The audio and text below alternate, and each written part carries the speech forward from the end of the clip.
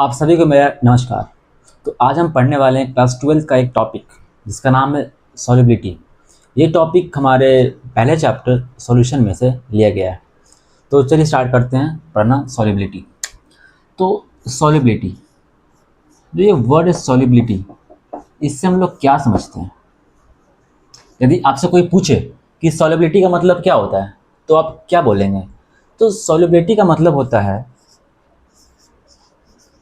solubility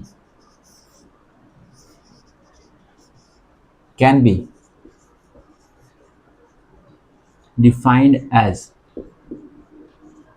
the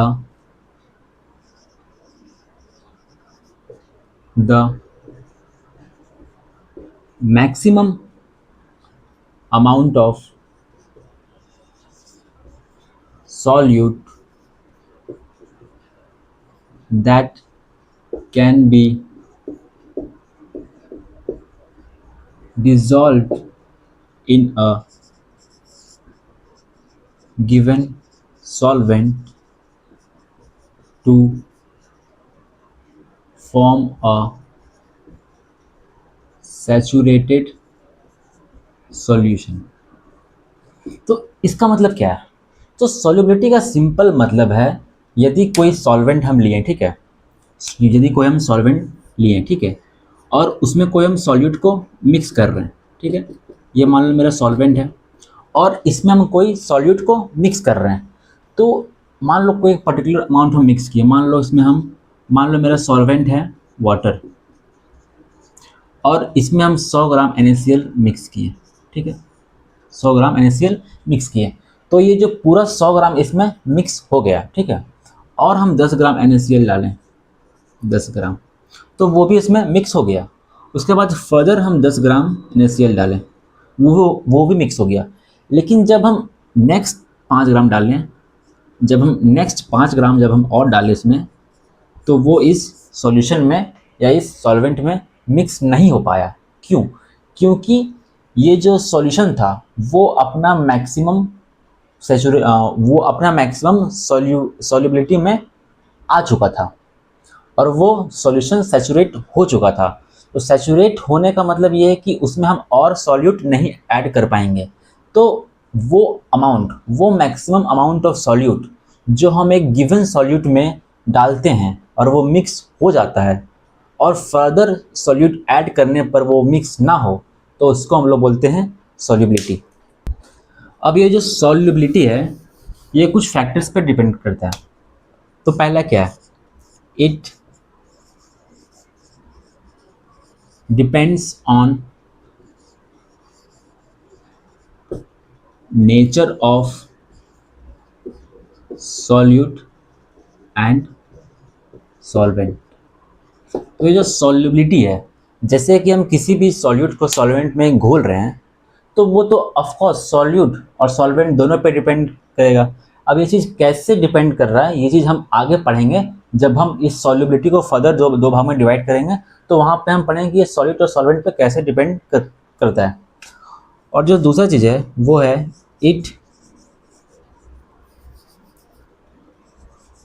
it also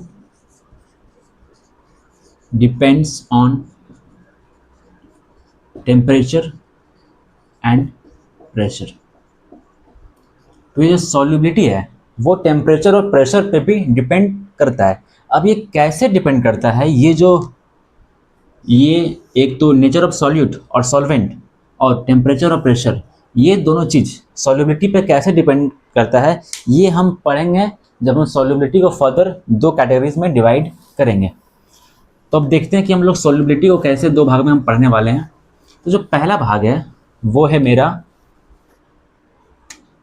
जो पहला part है, ठीक है, वो है मेरा solubility of solid in liquid, ठीक है। और जो दूसरा है वो है solubility of gas in liquid, ठीक है।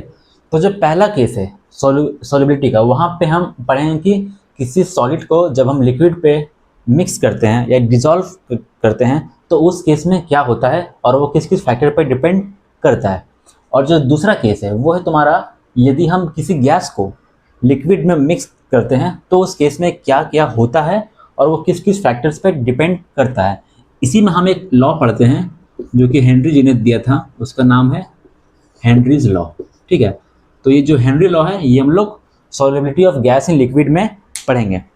ठीक है, अब हम ये दोनों को एक एक करके डिस्कस करने जा रहे हैं कि ये दोनों में एग्जैक्टली होता क्या है। ठीक है, तो जो पहला है वो क्या है? पहला है solubility of solid in liquid. ठीक है, ये मेरा पहला केस। अब ये क्या है? अब मान लो, ठीक है, जैसे हम पहले एग्जांपल लिए ये वही एक केस है। जैसे कि मान लो कोई भी एक सॉल्वेंट है, उसमें हम कोई भी एक सॉल्यूट को हम मिक्स किए। ठीक है, वो सॉल्यूट कुछ भी हो सकता है और ये सॉल्वेंट कुछ भी हो सकता है। तो ये जो सॉल्यूट है, तो इस सॉल्यूट को जब हम मिक्स कर रहे हैं, ठीक है, तो वो घुलता जा रहा है, वो इस सॉल्वेंट में डिजॉल्व होता जा रहा है। ठीक है, तो ये था मेरा इसका मतलब है। ठीक है, उसके बाद क्या है कि उसके बाद ये है कि मतलब हर सॉलिड, मतलब एवरी सॉलिड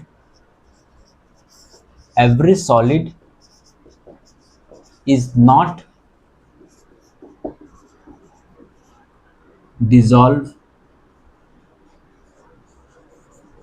डिजॉल्वेबल इन लिक्विड या फिर सॉल्वेंट।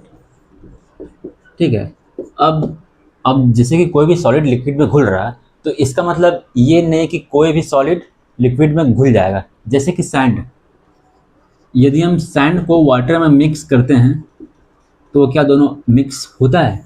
नहीं ना, ये एक हेट्रोजेनियस मिक्सचर या फिर हेट्रोजेनियस सॉल्यूशन का फॉर्मेशन करता है जहाँ पे ये दोनों मिक्स नहीं होता है। तो जो सारा सॉलिड्स है वो लिक्विड में डिजॉल्वेबल नहीं होता है। ठीक है, तो अब जो दूसरा पॉइंट है वो क्या है? वो है लाइक डिजॉल्व्स लाइक।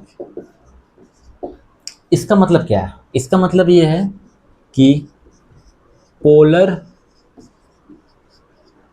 सॉल्वेंट में पोलर सॉल्यूट ही घुलेगा और नॉन पोलर सॉल्वेंट में नॉन पोलर सॉल्यूट ही घुलेगा। ठीक है, तो लाइक डिजॉल्व लाइक का मतलब ये है कि यदि हम पोलर सॉल्वेंट ले रहे हैं तो उस पोलर सॉल्वेंट में यदि किसी सॉल्यूट को घोलना है तो मुझे पोलर सॉल्यूट भी लेना पड़ेगा, और यदि किसी नॉन पोलर सॉल्वेंट में मुझे सॉल्यूट को घोलना है तो मुझे नॉन पोलर सॉल्यूट लेना पड़ेगा। ठीक है, अब इसको एग्जाम्पल से हम लोग समझते हैं। जैसे कि तुम्हारा मान लो NaCl। ठीक है, NaCl, तो NaCl डिजॉल्व्स इन वाटर। ठीक है, क्योंकि NaCl एक पोलर है। ठीक है, पोलर है क्योंकि ये एक आयनिक मॉलिक्यूल है। ठीक है, और आयनिक मॉलिक्यूल पोलर होता है। ठीक है, dissolves in water but do not dissolve in benzene. तो बेंजीन भी एक सॉल्वेंट होता है जो कि एक नॉन पोलर सॉल्वेंट होता है। तो ये जो NaCl है ये एक पोलर मॉलिक्यूल है। ठीक है, तो ये जो पोलर मॉलिक्यूल है ये केवल पोलर सॉल्वेंट में ही घुलता है, जैसे कि वाटर, ये किसी नॉन पोलर सॉल्वेंट में नहीं घुलेगा। ठीक है, इसी तरह नैप्थेलिन नैप्थेलिन नैप्थेलिन एक नॉन पोलर सॉल्यूट है। तो वो नॉन पोलर में ही घुलेगा। तो naphthalene dissolves in benzene but do not dissolve in water. क्यों? क्योंकि ये नैप्थेलिन एक नॉन पोलर सॉल्यूट है और वाटर एक पोलर सॉल्वेंट है। तो ये जो नॉन पोलर सॉल्यूट है वो तुम्हारा पोलर सॉल्वेंट में डिजॉल्व नहीं करेगा, लेकिन नॉन पोलर सॉल्यूट एक पोलर सॉल्वेंट में डिजॉल्व कर जाएगा। ठीक है, तो ये था मतलब इसका मतलब है कि ये इसमें क्या क्या होता है, कौन किस में घुलता है कौन किस में नहीं घुलता है। और एक चीज़ है, जो सॉलिड का जो लिक्विड पे घुलना है, ठीक है, वो मेनली डिपेंड करता है टेम्परेचर पे। ठीक है, तो हाँ जो यहाँ लिखेंगे, if we increase the temperature then the solubility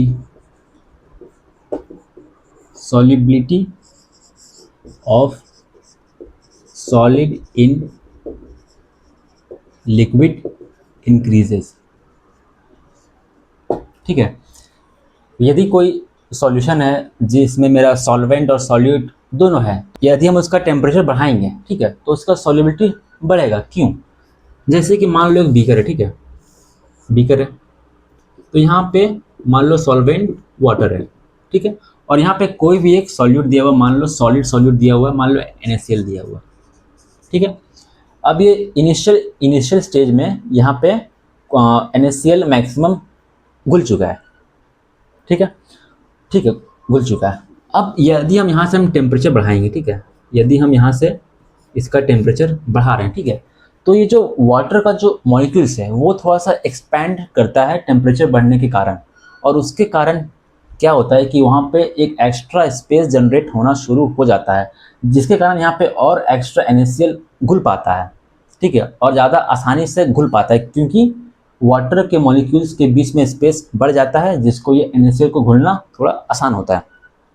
ठीक है, तो ये था कि टेम्परेचर पे कैसे डिपेंड करता है किसी सॉल्यूट का किसी लिक्विड सॉल्वेंट में घुलना।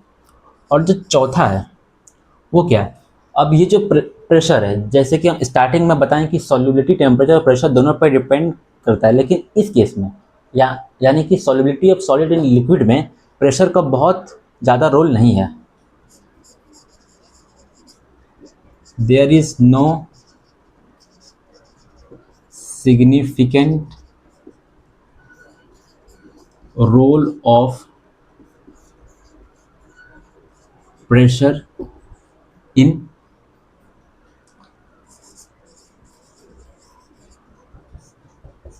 solubility of solid in liquid। ठीक है, तो ये था बेसिकली मेरा solubility of solid in liquid.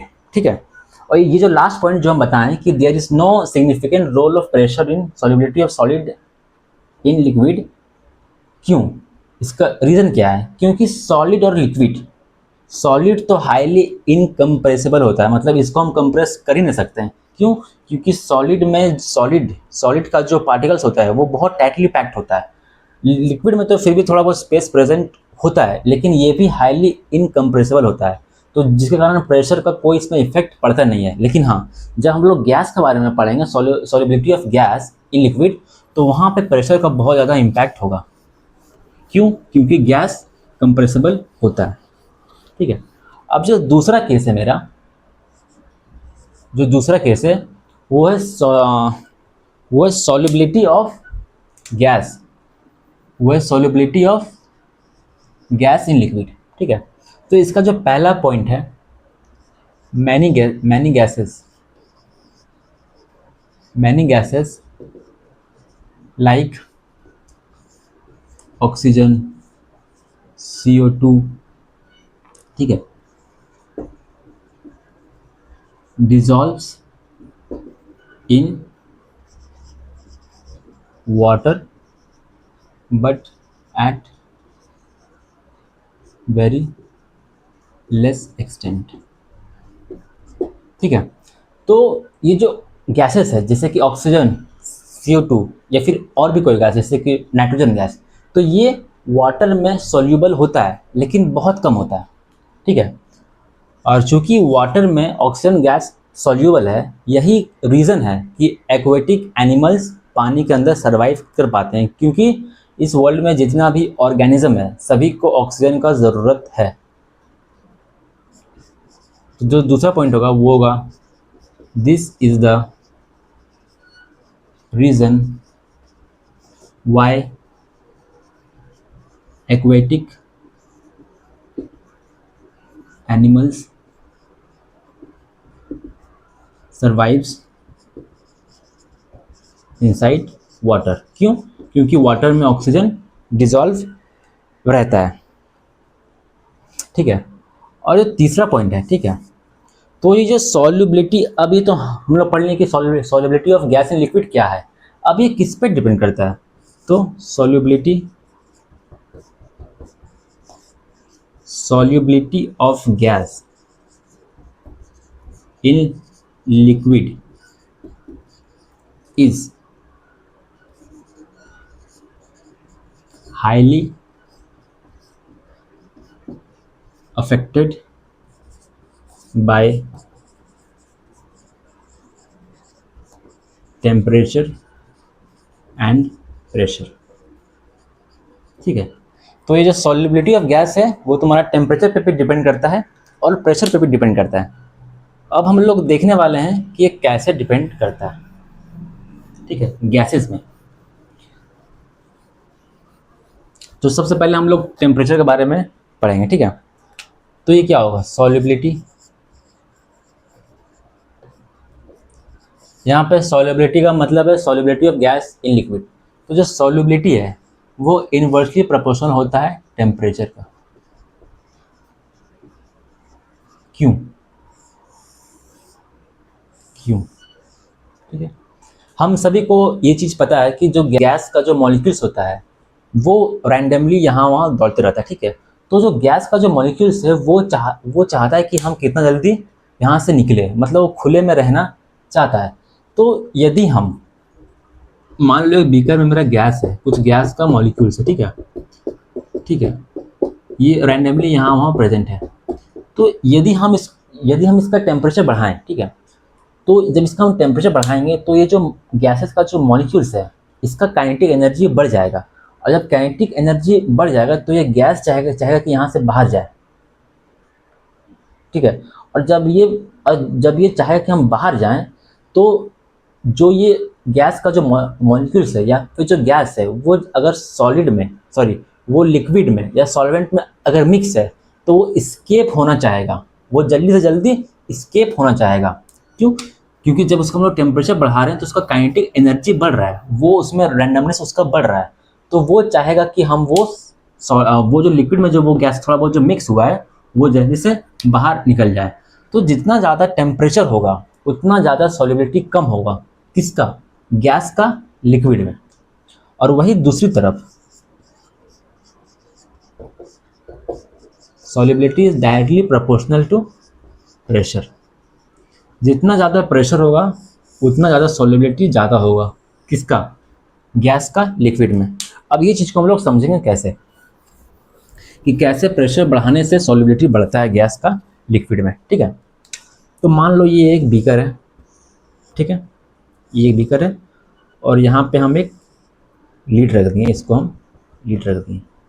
ठीक है, और यहाँ पे मान लो कुछ वाटर का मॉलिक्यूल्स है, ये वाटर का मॉलिक्यूल्स है। ठीक है, और यहाँ पे हम कुछ रख दिए, एक वेट रख दिए, W1 का वेट हम रख दिए। अब यहाँ पे कुछ गैसेस है। ठीक है, यहाँ पे कुछ गैसेस का भी मॉलिक्यूल्स है।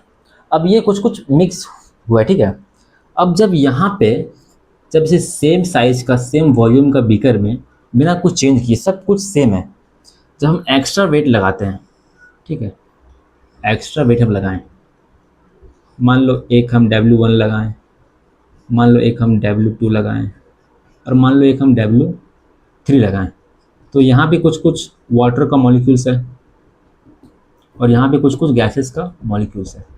तो अब ये वेट क्या किया, यहाँ पहले कुछ वेट कम था लेकिन अब यहाँ पे वेट ज़्यादा है, तो ये क्या किया, ये गैस को थोड़ा कंप्रेस किया। ठीक है, गैस को कंप्रेस किया।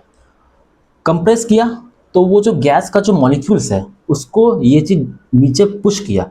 वो पुश किया तो यहाँ पे जो सॉल्वेंट था, जो वाटर था, उसके बीच में जो स्पेस था, उस स्पेस में जाके ये गैसेस का मॉलिक्यूल्स घुलता चला गया। क्यों? क्योंकि यहाँ ऊपर से उसको फोर्स लग रहा था, और गैस कंप्रेसिबल होता है और लिक्विड्स भी थोड़ा बहुत कंप्रेसिबल होता है, तो वो जाके एक दूसरे से मिक्स हो गया। क्यों? क्योंकि यहाँ पे उसका प्रेशर बढ़ गया। और यहाँ पे जो है ना, यहाँ पे number of gaseous molecules per unit volume of solution में इंक्रीज हो गया। ठीक है, मतलब number of gaseous molecules per unit volume में इंक्रीज कर गया। कहाँ? जब उसका हम वेट बढ़ाएं, तो वेट बढ़ाने से क्या हुआ, फोर्स बढ़ा, तो फोर्स बढ़ा तो मेरा प्रेशर भी बढ़ा, और प्रेशर बढ़ने के कारण इस गैस का सॉल्युबिलिटी इस लिक्विड में इंक्रीज कर गया। ठीक है, तो ये जो रिलेशन है ना, सॉल्युबिलिटी ऑफ प्रेशर, मतलब सॉल्युबिलिटी और प्रेशर के बीच में जो रिलेशन है, ठीक है, ये दोनों में जो रिलेशन है, ये दोनों में जो रिश्ता है, उसको एक साइंटिस्ट ने हमें दिया। इसका नाम था हेनरीज लॉ। ठीक है, क्या था? Henry's law. क्या था? Henry's law. Henry's law. Henry's law. तो हेनरीज लॉ बताता क्या हमें? ठीक है, हेनरीज लॉ हमें बताता क्या है, तो अब हम वो देखने वाले हैं। अब हम पढ़ने वाले हैं हेनरीज लॉ। ये इसी टॉपिक के अंदर है। ठीक है, Henry's law. Henry's law, it states that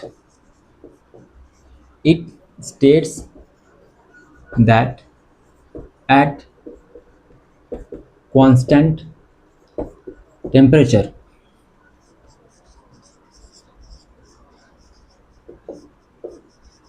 the solubility of gases is directly proportional to the partial pressure of the gas। तो हेनरीज लॉ से हमको ये पता चला कि एक कांस्टेंट टेम्परेचर पे जो सॉल्युबिलिटी ऑफ गैस होता है वो डायरेक्टली प्रोपोर्शनल होता है partial pressure of the gas. ठीक है, यानी कि सॉल्युबिलिटी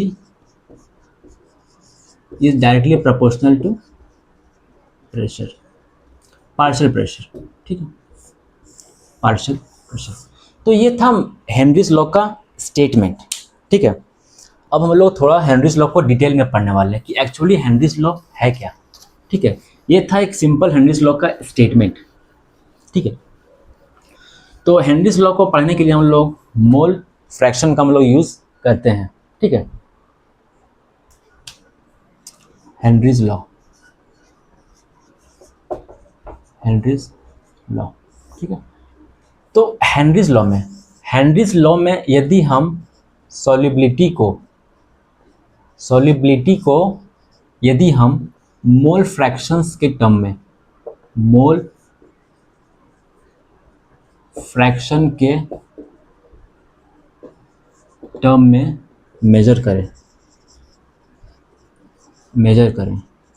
तो क्या होगा? तो सॉल्युबिलिटी को हम लोग रिप्लेस करेंगे मोल फ्रैक्शन से। ठीक है, तो mole fraction is directly proportional to pressure. Mole fraction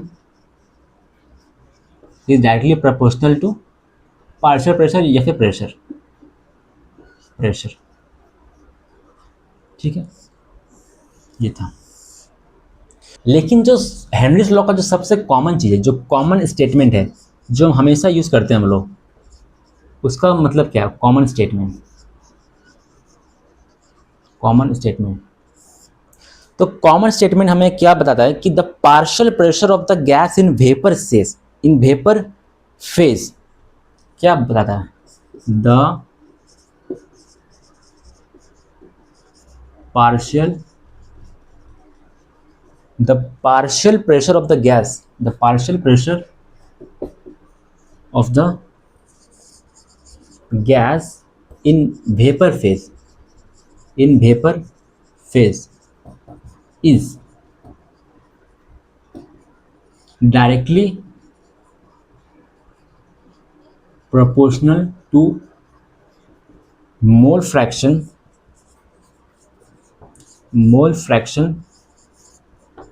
of the gas present in the solution।